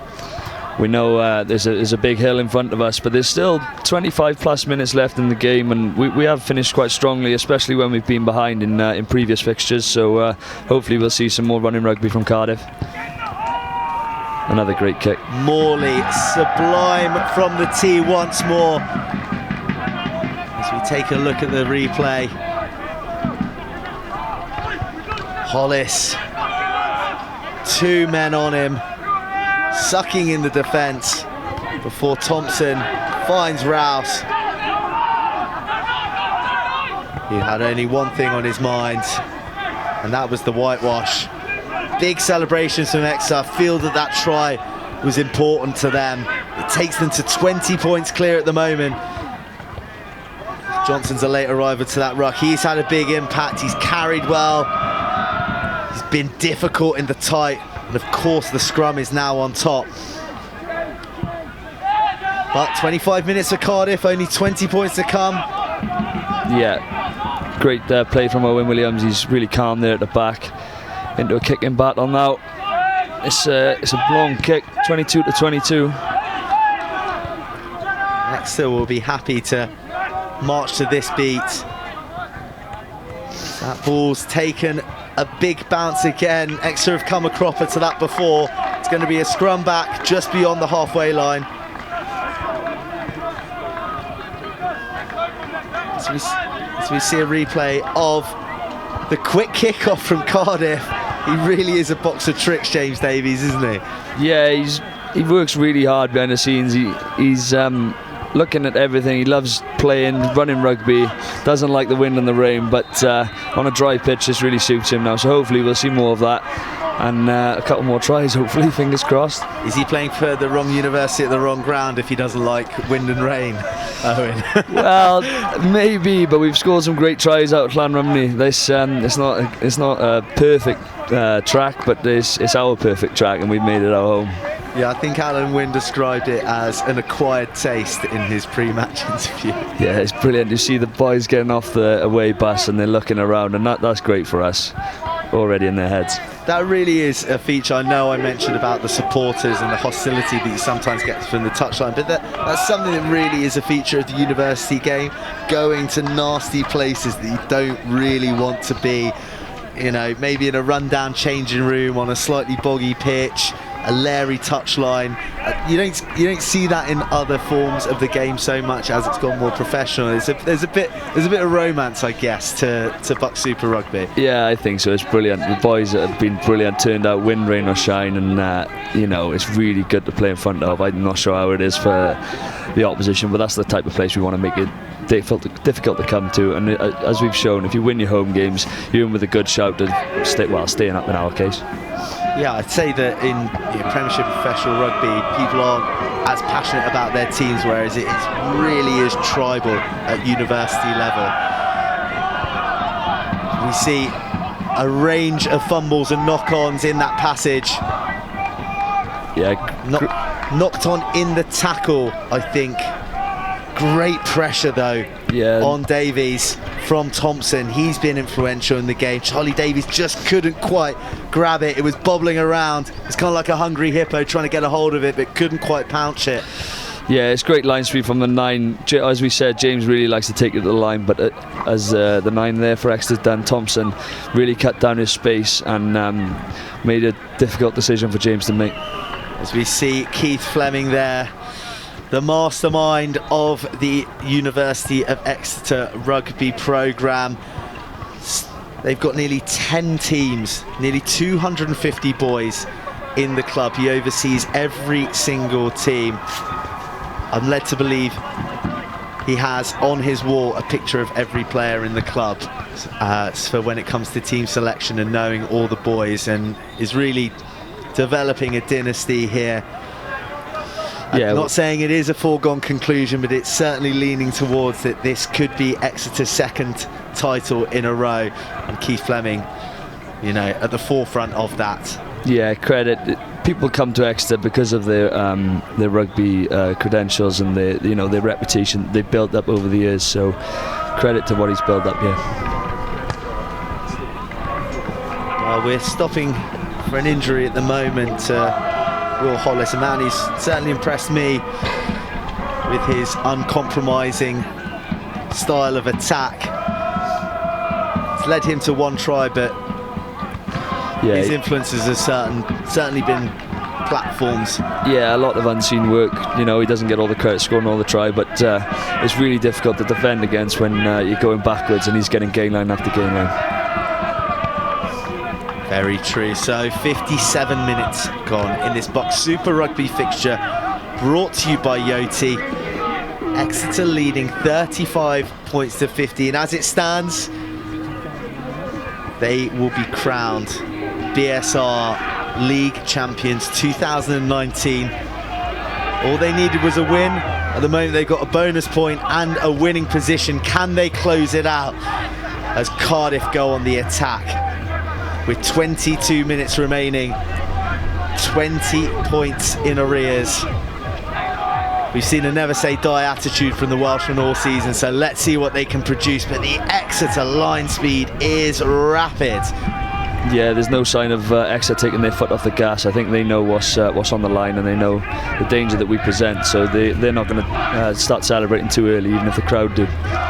Yes, they smell blood at the moment as Cardiff are marched further and further back. They started on the halfway line, now all the way back in their 22 and left with no other option but to put boots of ball straight into the hands of Salem Boja, try himself. Yeah, great credit. Plenty of yards in return.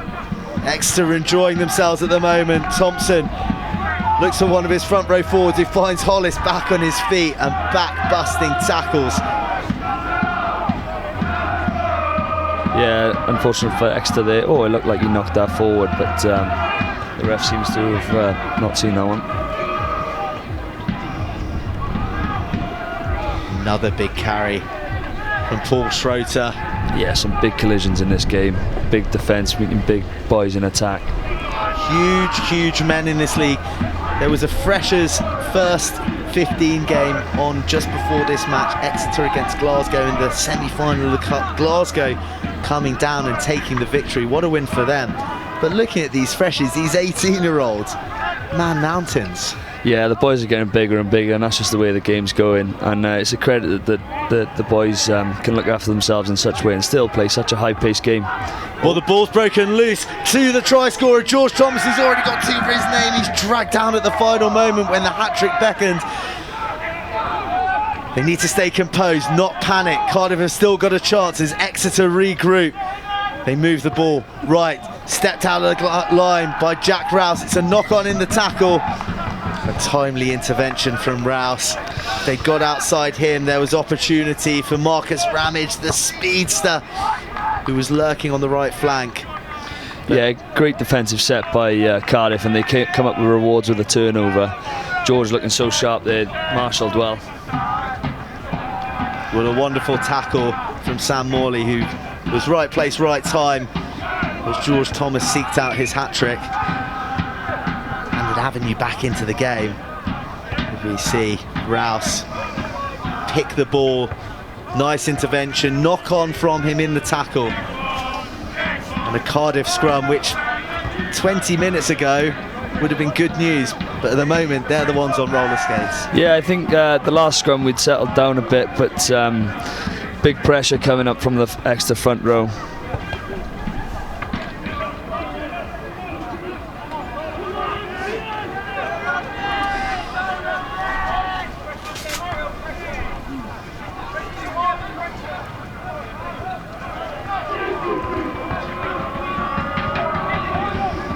Yeah, a bit more of a solid scrum there. Exactly the platform that the backs of Cardiff will want to play off. Can they play? They put hands on it like they've done with so much success.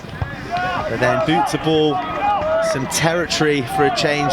We haven't seen your jerseys up in this part of the field at all in this second half, in fact. No, smart play from Owen. I think Exeter defended that quite well. They didn't bite and didn't make any decision any easier for Cardiff. So smart decision, lovely rolling kick, put the make Exeter exit now, and hopefully we can launch a counter-attack off that, get back into the game. Intelligent play from Owen Williams, spotting the space behind the Exeter backs. Ralph Marchant there in the 23 jersey, who's just come on. Scoring tries from the bench at the moment, so watch out for him to see if he's going to add to his tally. And that is a clinical exit from Exeter. Everyone on the same page, knowing what they're doing, really sharp. Oh, heavy carry through the middle from Adam Sabri. Great line speed again from Exeter, really suffocating Cardiff's attack. Suffocating is the word. As the clock ticks down minute by minute, Exeter continue to drive Cardiff back. And it's such a reversal from what we saw in the first half, the way that Cardiff opened Exeter up. They just can't find a way through, battering ram or decoding through the magic of James Davies. Yeah, definitely searching. Bit of a game of chess here. I think Cardiff are trying to throw everything at Exeter, but there we go. There's the turnover and the rewards from Exeter's really solid defence.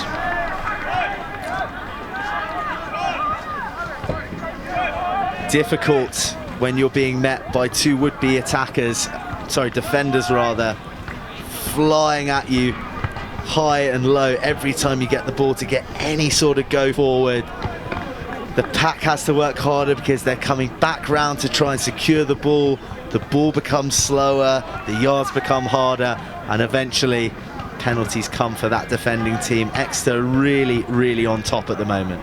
Yeah, that's a let off for Cardiff, but yeah, like you said, the win really in Exeter's sails. They know what's on the line here, and they're playing really well. The line out malfunctioning once again. It's been a feature of Exeter's play in this game and certainly the last few weeks. As you see a kick through from Pierre Thompson. But there's a knock-on previously in the play. Very, very scrappy around that flank. Referee had enough of it. Calls the knock-on.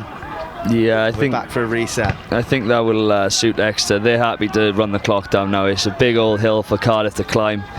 So, yeah, Exeter happy just to stay in this area of the park.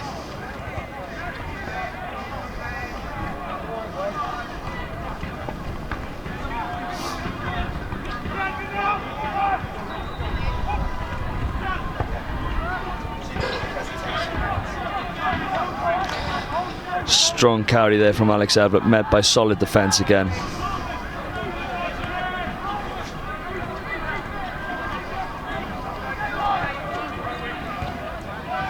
Charge down from Exeter, but the ball falls kindly for Varney. 10 yards gained from Cardiff, maybe not in the manner they'd have anticipated. They're so hard to come by at the moment. Look at that green and white wave, but they go over the top to the substitute, Sabri, who puts a throw out the back door, but he's already had a foot in touch. Yeah, great recovery defence there. James Davis spots that the guys are biting in, and the guy is free on the wing there.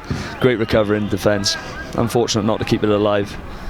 Adam Sabri's a big player for you to be able to bring on, isn't he?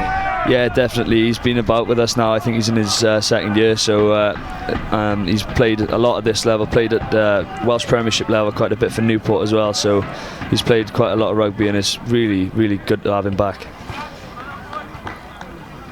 How is the succession plan looking for Cardiff University with next year beckoning?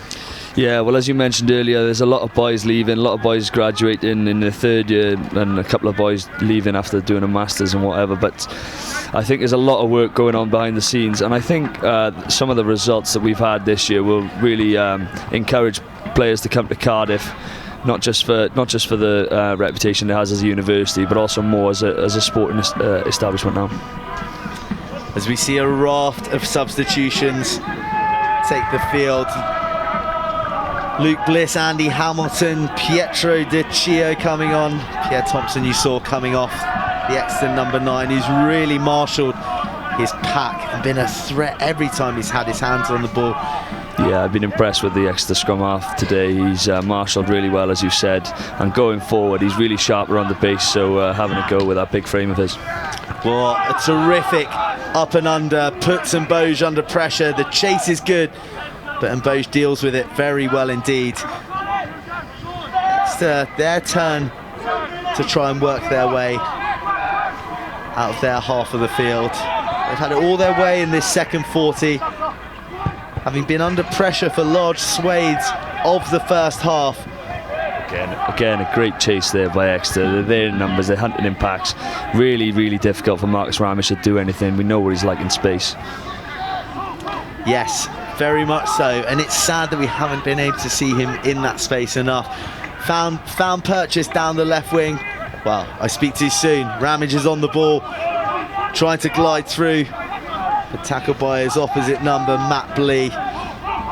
Yeah, incredible athlete is Marcus. He looked after his body so well. Well, he's been watched very, very carefully by Blee throughout the day.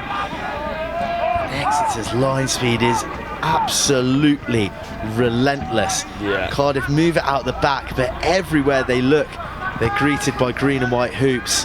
Yeah, and it's not just ones and twos flying up, they're coming up as a whole defensive line. Like I said, it's really difficult to break down. There's a bit of fun going on in the background. Yeah, a little bit of handbags between a prop and a scrum half. Nice little mismatch there. Always back the underdog.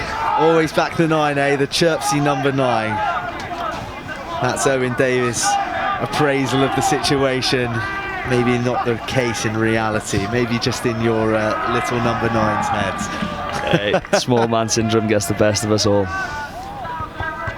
Well, a bit of a loose part of play sees us engage in some kick tennis. Yeah, again. Exeter happy to just put their foot on the ball this time. No quick throw. They know that the clock is on their side. 20 points to the good. It's all Cardiff's to come and play and take and steal from them.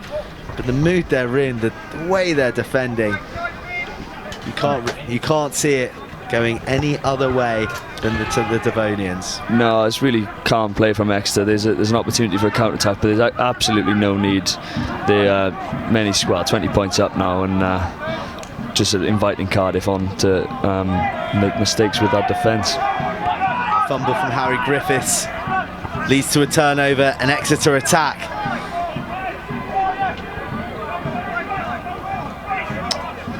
Elderkin, Charlie Davies there. The referee calling it back to a scrum. Let's not forget the importance of a bonus point for for Cardiff University. As we see a cute pooch there from our cameraman. Yeah, it's a cute little thing. Yeah, the bonus point, we haven't talked much about that. All the talk this week was coming down and trying to get the win, but all the boys are aware of the situation and how important a bonus point could be.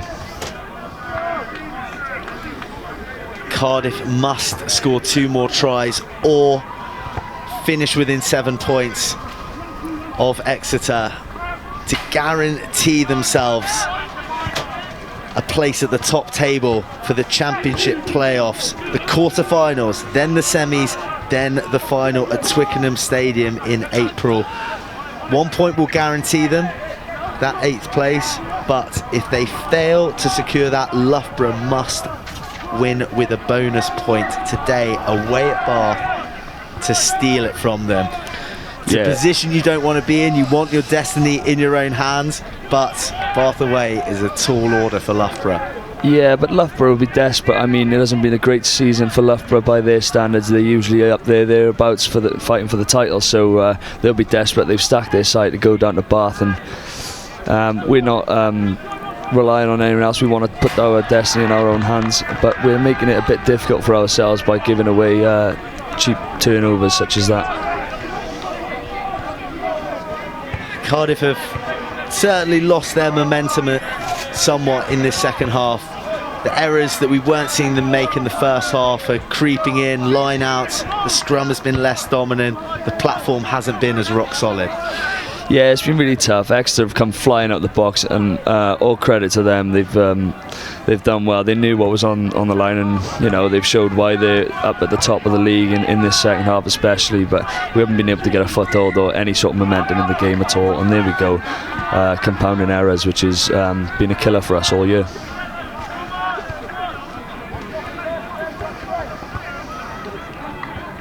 A free kick sees the ball to Sam Morley's hands, who sends it long and high for a Cardiff error. You mentioned the compounding errors, and there's another one from a player who is usually solid as Fort Knox under the high ball. Yeah, Adam Sabri's, like we mentioned it earlier, it's been really difficult conditions out there, swirling. I think it's still swirling out there, and that's not what we want to see. That's 3 errors now on the bounce, and we've gone from an attacking platform at a line out to giving Exeter another chance to launch an attack in a dangerous position here. It's amazing what confidence and momentum can do to you in a season, in a game, in fact, and the sting's really gone out of Cardiff's tail at the moment. Yeah, that's been a massive learning curve for us. At the start of from the start of the year, we learned that we couldn't switch off because teams at this level are so good at gathering momentum and going again, and we haven't been able to do that at all in this second half. Exeter scrum provides the platform for Mboj to see a wide. Marchant steps inside. He's closely guarded by the Cardiff defence. They certainly haven't given up. Exeter are looking to apply the cherry on top of what is looking like a title-winning cakewalk at the moment. 35-15 they lead. Full of beans as well, right into this final 10 minutes of the game. Yeah. Big Georgian Lasher takes it forward. They've been driven back from where they once were.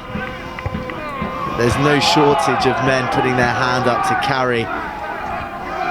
Yeah, they all want to be part of the action now, don't they? It's looking likely, but credit to Cardiff digging in there against this quality Exeter opposition. They are a quality outfit, Exeter. They've been sitting pretty top of the league for much of the season.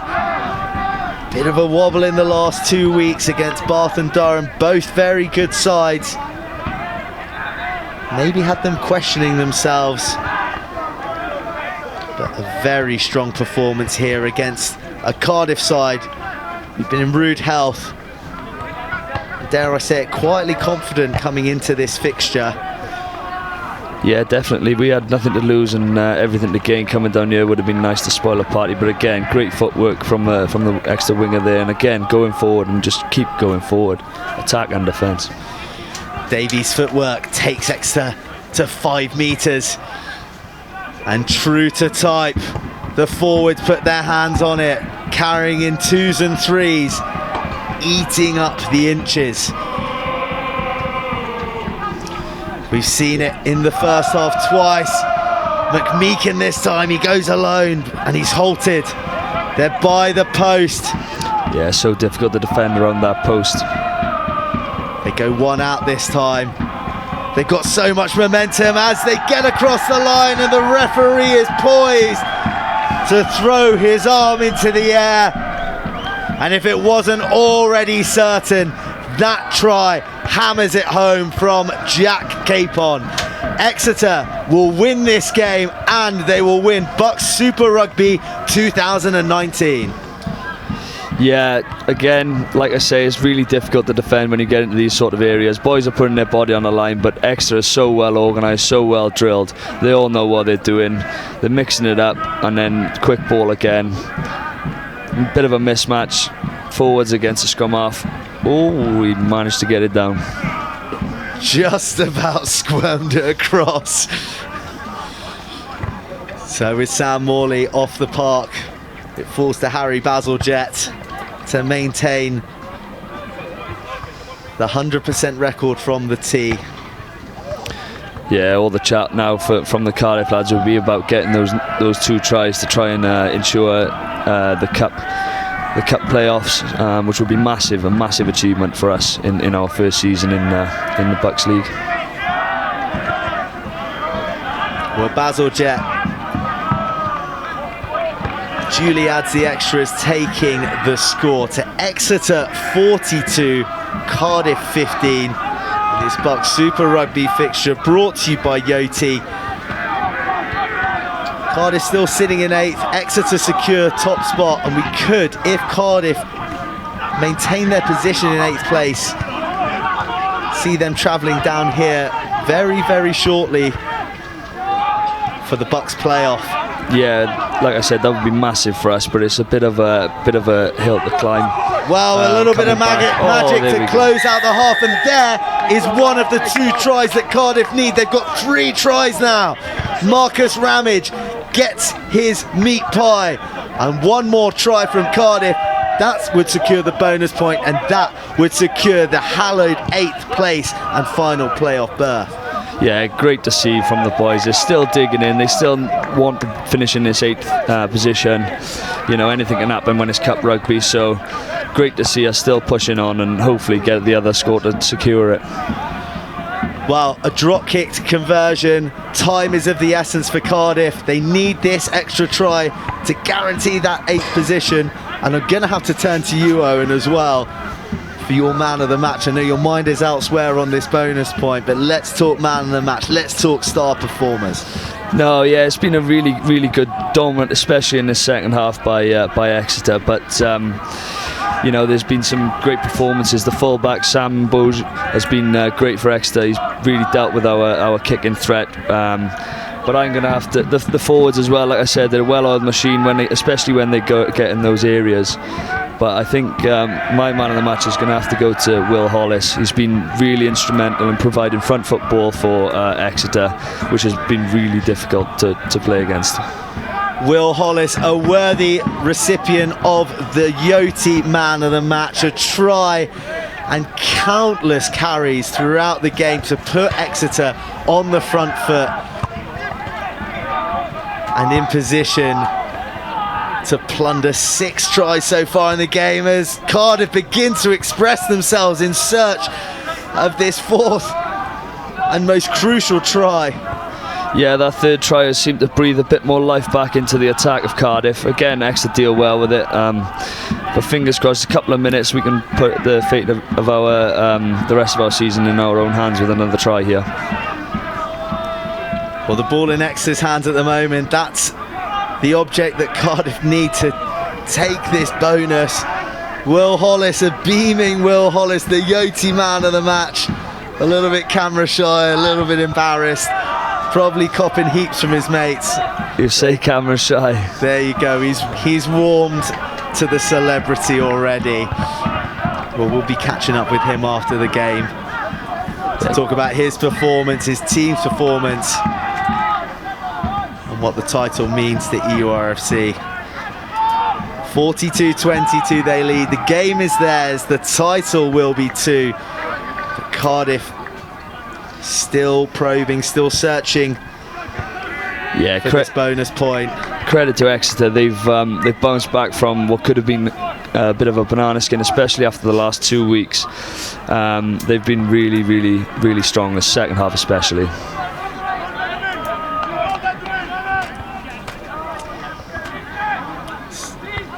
So that is the updated league table. As you can see, Exeter on 66 points, top of the tree, unassailable. Hartbury, although they have 2 games in hand, the maximum points they can score is 64. Exeter confirmed as BUCS Super Rugby League champions 2019 as Cardiff continue to press. It's in the hands of Sudbury. He's got 3 tries this season already. How that 4th would be so important to him, so important to Cardiff. In the last play, Davies offloads, and there's a knock on during it all. McMeekin, he hasn't had enough. He gives it to Mboj, who puts the ball out of play, and the scenes of jubilation can commence because Exeter University are BUCS Super Rugby champions 2019. Cardiff came down to try and spoil the party, but Exeter have none of it. Yeah, great composure. It was a really tough first half, and Cardiff were all in the game. But that shows the strength of this Exeter squad. You know, they marched out second half, and the replacements that came on, they made a big impact as well. So credit to Exeter. Congratulations on the win.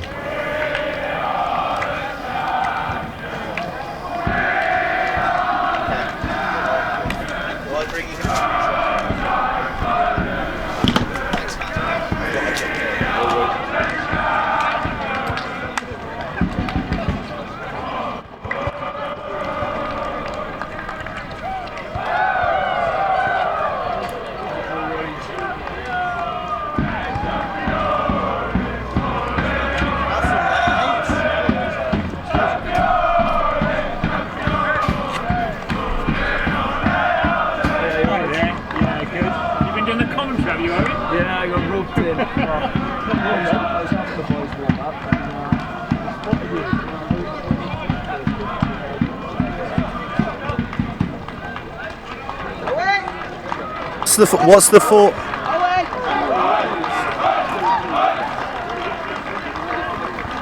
What? He's sprinting. Where is he? There he is.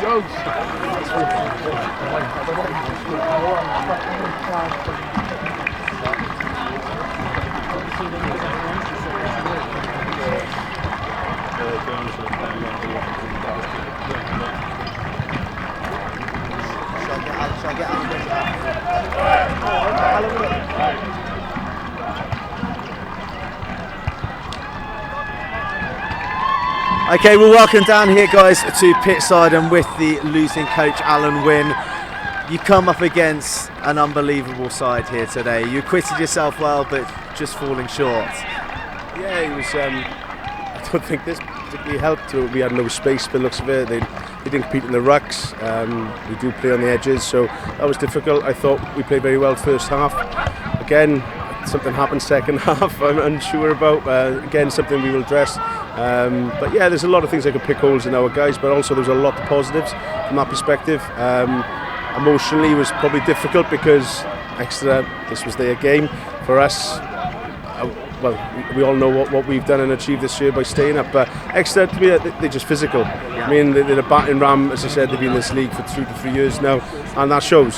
So for our guys, they need to lick their wounds, and potentially there's going to be a game. We're going to be possibly back here in 2 weeks. So, but yeah, it's hats off to them. As I said, they deserve the winners. And just looking at Cardiff season, obviously 1 try shy of the bonus. So you'll be watching Twitter, I imagine, this evening for the Bath versus Loughborough clash. Yeah, as we spoke at this before the game. Yes, it's brilliant. Byproduct into potentially the quarterfinals. That wasn't our objective this year. I said our objective was to stay in this brilliant league. and to come places like this in the next 18 months and to topple people like this. But we don't know worst enemy. We just did error after error the second half, and we just gifted them territory. You give a team like this territory, that's their game. They kick to the corner, they pick and go, they maul. So that's their game. Our game is obviously very different to that. So as I said, it's a hard pill to swallow, but it's something we will certainly address now coming to the end of this game. But just one last word on today's winners and the league champions. They're worthy champions of the league, would you say? It's a crazy league, isn't it? Yeah. I mean, as I said, we had them down our place, and they scored 4 or 5 of their tries from driving lineouts. So as I said, it's they are. I mean, as I said, they've done it back to back now. Obviously, a little bit upset with I'll sack the defence coach, which is myself. But as I said, it's the tries that came again were from that tight aspect. That's something we have to learn. As regards to Exeter, I mean, tip their hat. They said they held their nerve and they scored some great tries second half from pick and goes and drives. Well, Alan, we've loved watching you and your boys all season. Maybe we'll be seeing you in the playoffs, pendant on how Bath and Loughborough get on. I know you want to get back with the lads.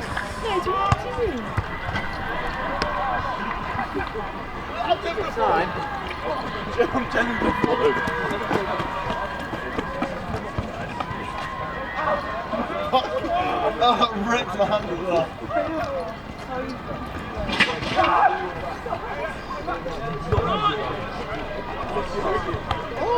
Oh my days. Oh my days, stop. Stop, please, you're going to kill me. Literally, it's so they're just, honestly, they're crazy, but they are... They're wrong. I love them. Too crazy. Yeah, do you think that?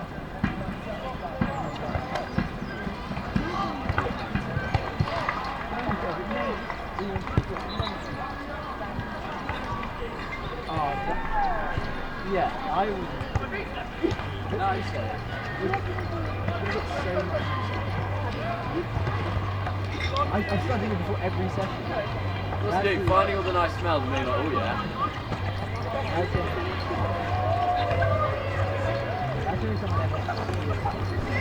So down here, pitch side, with today's victors, the worthy league champions in a mad, crazy league where every team can beat everyone else. Exeter are the ones who come out on top. They had to fight all the way. It looked like it would be a cakewalk for them a few weeks ago, but a couple of stumbles against Bath and Durham. But victory today against Cardiff means they are the champions 2019. You can see what it means to this group of players who fought tooth and nail since the league began all the way back in October. 18 games, 12 wins, 16 bonus points, 66 points, unassailable at the top of the tree. League champions and ranked #1 going into the playoffs, which will lead to Twickenham hopefully for Exeter looking to do a double. And yeah, we can go to gym later. I told Josh to. It's not really for me. Well, we have to. Where'd you park? Nigel.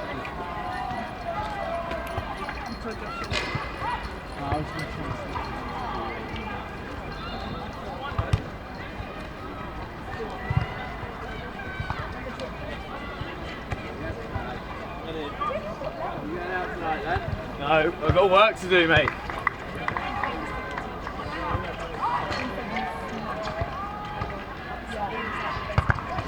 Okay, well here we are pitch side with a couple of victors and the trophy on display. How does it feel? Yeah, it's class. Like, you know, the whole season, that's what we've been building towards. Obviously, you got the cup next, but like, take one thing at a time. It's pretty class to win this. So, yeah, it's pretty decent. Pretty pleased. Bit of relief after the last few weeks, but we got there in the end, so credit to the boys, and that's what it is about. Yeah, I hate to dwell on the negatives, but it's certainly been a bit of an unexpected wobble in the last couple of weeks. A lot of people thought that you'd have it wrapped up by now. So how's that pressure been building coming up towards this game? I suppose that just sums the league up in itself the whole year.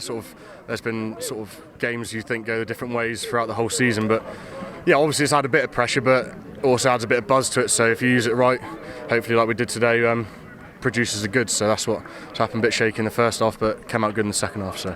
Well, you mentioned about everybody capable of beating everybody in the league. Does that make winning the league in its entirety probably a bit more special, that there's literally anyone can beat anyone on their day? Oh yes, definitely. I think it puts a bigger target as well on your back. But the competition this year is great. Every week's a tough competition that everyone looks forward to playing. So probably doesn't help that if we do this, it makes more of a target. But it's better for us. We just take confidence into the cup competition now and look forward to it. So speaking of the cup competition, what sorts of Jack? We don't want him just standing there on the extremity like a gooseberry. That you're potentially going to play either Cardiff or Loughborough, depending on how they get on against Bath today. How do you feel about playing either Cardiff again in a replay here or your old enemies Loughborough? I think you've got to take it as it comes. Like, it's knockout rugby now, so it's our fourth year now. So you've got to take every game as it comes. It's your last chance. If you lose, then that's it, done. So we'll be gunning for it. We've got a week off next week, and then we'll be training hard, and we'll see how it goes from there. So take it as it comes. So awesome to win the league, but it feels to me that this is very much the first piece of the puzzle, and you're hungry to get to Twickenham, having missed out last year. Oh yeah, without a doubt. I think every team in the BUCS Super League wants to win the league, but that BUCS gold at Twickenham's something special. That this is special, but that in its entirety in a cup competition is it's just class. Play yeah, exactly. Play at HQ. Have a good time after. So it'll be muted celebrations this evening, then, will it? Because you've got the cup to think about. I don't know. There's rearranged games next week. Obviously, we're all done, so maybe enjoy tonight, and then we look at it towards the end of the week, sort of what we need to do after. So should be good. Excellent stuff, chaps. Worthy champions. I'll let you get off to celebrate with the lads. Well done, boys.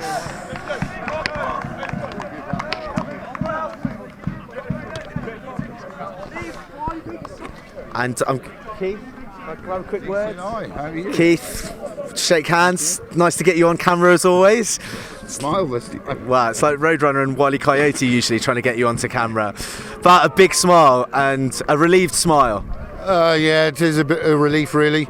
I mean, the boys used up all their lives, all 9 lives, to get to the point we let the last league game of the season to put the back-to-back league seasons. So I am pleased now, yeah. We've worked hard to stay up to that end and got our just rewards today. Do you think putting yourself under the pressure that you have done coming into this fixture might stand you in good stead coming into the playoffs? I really hope so, but I mean there's an awful lot in this game that we've just played that are serious work-ons, because knockout rugby is exactly what it says on the tin. You make one mistake and you're out, so we've got to be on our straps really when we come to knockouts. Yeah, I just said to George and Jack that this feels very much the first piece of a 2-part puzzle that you're looking to achieve this season. It would be very nice, but we got to really perform. That there's a lot of very good teams in this league, and you've got to be at your best. Yeah, I imagine I'm going to get a diplomatic answer for this, but who would you rather, Cardiff or Loughborough in the quarter-final? I don't really care, actually. I don't care who we have. It's going to be, if you're going to be the best, you've got to beat the best. So who's ever up in front of us, we'll go for it. Keith, thanks so much. Great pleasure as always across the league. Thank you, Keith. So we are probably going to have difficulty finding our man of the match, number 12, Will Hollis, because the Exeter team have just left the cage and they are wildly celebrating down by the AstroTurf. So we'll see if we can track them down, but they might be a little bit too distant for us. In fact, Having had a glance across the vista, you can only see beer spray and champagne spray and the trophy being thrown aloft, and it's worthy celebrations. It's been a tough old season, 18 rounds of fixtures. As I said, 84 fixtures have taken Exeter to this point to be top of the tree, one of the most fiercely contested leagues in England. Now, Exeter's slogan is probably the best university in the world. Well, today they are definitely the best rugby university in the UK, and they will celebrate with the playoffs in mind. They're ranked first, they're top dogs today. Exeter University, BUCS Super Rugby Champions 2019. Thank you so much for joining us throughout this season of the league, but the action does not stop there. We are going to be back on your screens in a couple of weeks with the playoffs, quarterfinals, semi-finals, climaxing for our big day at Twickenham. The only place to watch it is down the stream, so do not miss it, and we will see you next time. Good night. It was so much easier because I had already set up from the app about 3 months ago actually when it first came to the island. I really like how simple it was to use. It's the kind of convenience we want in this holidays that we live in. Like, you don't really want to carry your passport around on night out, you're always going to have a phone on you. The convenience to be able to go up and get my phone and just scan a thing. It's just easy, you have all your stuff in one place. And it makes life a lot easier when you're trying to prove your age, and it's quite versatile as well.